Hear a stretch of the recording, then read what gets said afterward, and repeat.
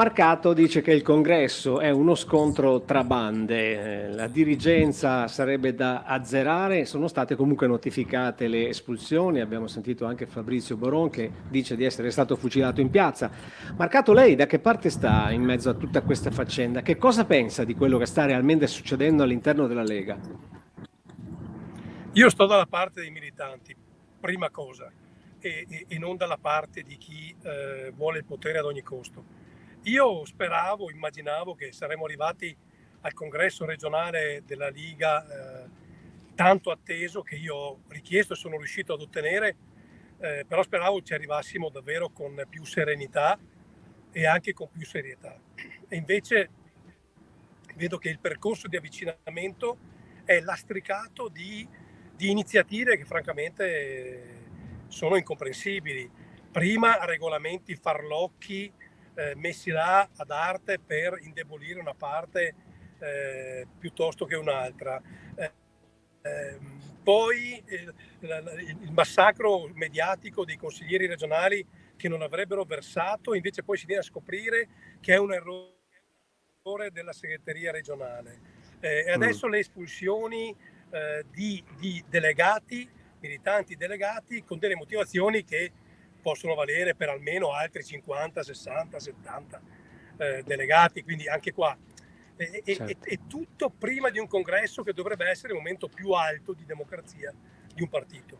E non sarebbe il caso in questo congresso di cominciare a tagliare qualche testa dall'alto? Ma io l'ho detto, cioè arriviamo ad un congresso dove ci sono dirigenti che a mio avviso non hanno dimostrato di essere all'altezza. Cioè noi arriviamo dilaniati da beghe interne, da quando in realtà siamo un grande partito, un grande movimento popolare che negli anni ha intercettato il consenso dei veneti, abbiamo degli impegni l'anno prossimo, degli appuntamenti elettorali straordinari e noi stiamo qua a fare le battaglie sul nulla.